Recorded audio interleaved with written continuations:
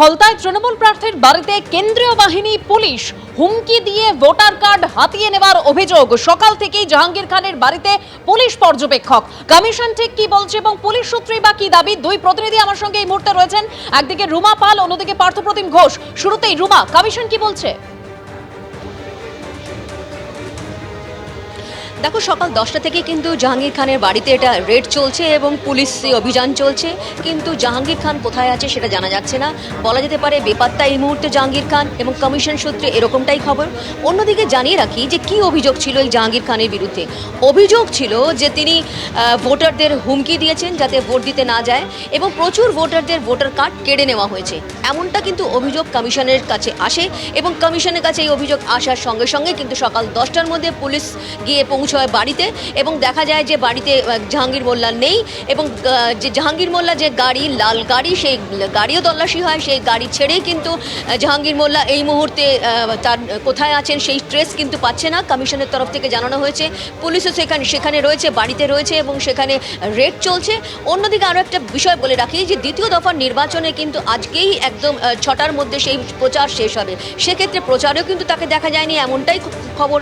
এই মুহূর্তে জাহাঙ্গীর খান কোথায় রয়েছে, যেহেতু তার বিরুদ্ধে অভিযোগ রয়েছে, কমিশনের তরফ থেকে একদম পুলিশি অভিযান চলছে, সেখানে কেন্দ্রীয় বাহিনী রয়েছে, ভোটারদের ভয় দেখানোর অভিযোগ রয়েছে, ভোটার কার্ড কেড়ে নেওয়ার অভিযোগ রয়েছে, এই সমস্ত অভিযোগ রয়েছে বলে কমিশনের তরফ থেকে সেখানে রেড চলছে। তবে এই মুহূর্তে কিন্তু বেপাত্তা জাহাঙ্গীর খান। तो फिर उसकी खबर भी अच्छे से लेंगे हम। ये जहांगीर के घर वाले भी खड़े हैं, उसको बता देना कायदे से। ये बार बार जो खबरें आ रही हैं कि उसके लोग धमका रहे हैं, तो फिर अच्छे से खबर लेंगे, फिर बाद में रोना पछताना मत। तो जहांगीर खान की क्या लगती है? अंकल ड्राइवर का नाम क्या है? जहांगीर के ड्राइवर का नाम আমি জানি না। अच्छा, तुम जानते नहीं? तुम्हें क्या पता उसके बारे में? আমার কাকা শুধু এই চিন্তা। बस, और कुछ नहीं पता है? कौन उसके साथ रहता है, कहाँ वो रहता है, कहाँ रहता है वो कहाँ? इसी में रहता है? হ্যাঁ, এই ঘরটা। इस घर में तो कोई रहता ही नहीं है, तो ये बन रहा है। এই ঘরে থাকে ভিতরে। भीतर है एंट्री यहीं से? बारिश ठीक है, इधर है? বাড়িতে আমার কাকা বিদেশ থেকে আসে। तो फिर उसकी खबर भी अच्छे से लेंगे हम। ये जहांगीर के घर वाले भी खड़े हैं, उसको बता देना कायदे से। ये बार बार जो खबरें आ रही हैं कि उसके लोग धमका रहे हैं, तो फिर अच्छे से खबर लेंगे, फिर बाद में रोना पछताना मत। तो जहांगीर खान की क्या लगती है? কেন্দ্রীয় বাহিনী নিয়ে জাহাঙ্গীর খানের বাড়িতে পুলিশ পর্যবেক্ষক, ভোটারদের ভয় দেখানোর অভিযোগ এই জাহাঙ্গীর খানের বিরুদ্ধে। সরাসরি আমাদের প্রতিনিধি পার্থপ্রতিম ঘোষ আমাদের সঙ্গে রয়েছেন। পার্থ, পুলিশ সূত্রে কি জানতে পারছো? দেখো, জাহাঙ্গীর খান যিনি হচ্ছেন ফলতার তৃণমূল নেতা, এবং এবারে তৃণমূলের হয়ে ভোটে দাঁড়িয়েছেন জাহাঙ্গীর খান। জাহাঙ্গীর খানের বিরুদ্ধে পুলিশের যেটা অভিযোগ, এবং যে দেখতে পাচ্ছ একেবারে উত্তরপ্রদেশের আইপিএস অজয় পাল শর্মা, তিনি কিন্তু এসে পৌঁছেছেন দক্ষিণ 24 পরগনা পুলিশ অবজারভার হয়ে। এবং অজয় পাল শর্মা তিনি একবারে বাহিনীকে সঙ্গে নিয়ে ফলতায় গিয়ে পৌঁছায় জাহাঙ্গীর খানের বাড়ির কাছে, এবং সেখানে গিয়ে জাহাঙ্গীরের বাড়িতে পৌঁছে যান, এবং সেখানে গিয়ে কিন্তু জাহাঙ্গীরের খোঁজ করতে থাকেন।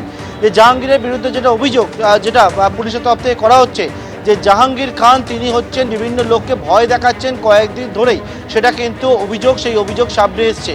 এবং যখন সেই অভিযোগ সামনে এসছে তখন একেবারে জাহাঙ্গীরের খোঁজে পুলিশ অবজারভার আর অজয় পাল শর্মা তিনি কিন্তু বাহিনীকে সঙ্গে নিয়ে পৌঁছে যান, এবং সেখানে গিয়ে জাহাঙ্গীরকে পাওয়া যায়নি।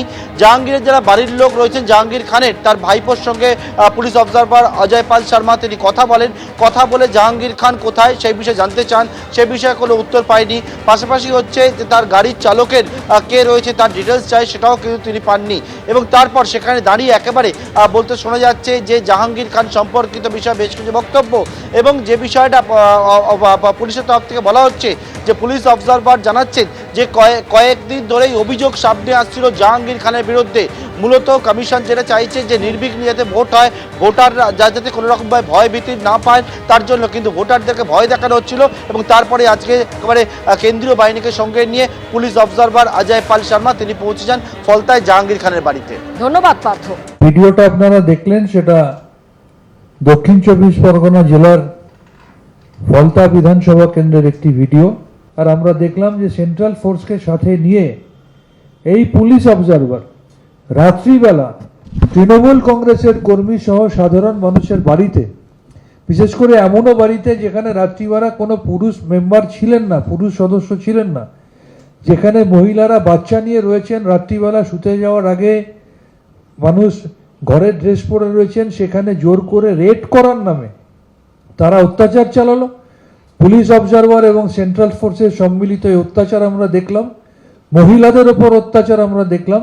মহিলারা বলছেন যে বাড়িতে শুধুমাত্র বাচ্চা রয়েছে, তারপরেও তাদের ঘরে ঢুকে বর্বরোচিত অত্যাচার আমরা দেখলাম।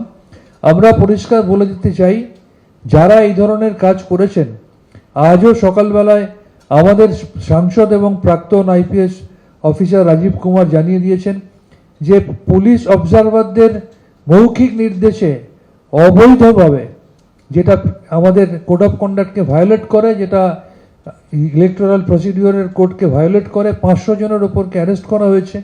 এক্ষেত্রেও যারা যারা এই ধরনের ঘটনাগুলো ঘটিয়েছেন, আমরা কিন্তু কাউকেই ছাড়বো না। প্রত্যেকের নাম নথিভুক্ত করে উপযুক্ত তথ্য সম্মিলিত প্রমাণ দিয়ে আমরা উপযুক্ত ব্যবস্থা নেব এবং প্রত্যেকের বিরুদ্ধে আমরা আইনগত ব্যবস্থা নেব। ভারতের প্রশাসন কেউই ঢুকতো না, ওখানে কোনো কিছুই চলতো না। ওখানে হচ্ছে মুঘল পিরিয়ড, মুঘল শাসন, জাহাঙ্গীর, শাহজাহান, আরো কারা কারা যেন সব। তো সব শাসনেরই তো একদিন অবসান হওয়া উচিত। ভারতের একটি অংশ, সেখানে ভারতের সংবিধান চলবে না, ভারতের পুলিশ ঢুকতে পারবে না, ভারতের মানুষ সেখানে থাকতে পারবে না, ভারতবর্ষকে যারা ভালোবাসে তারা ওখানে টিকতে পারবে না, সেটা কি করে সম্ভব? এই জিনিস শেষ হওয়া দরকার। আর যদি এরকম ঘটনা সত্যি যে অভিযোগ এসেছে সেটা যদি সামনে আসে, তাহলে কিন্তু একেবারে প্রার্থীপদ রদ করা উচিত।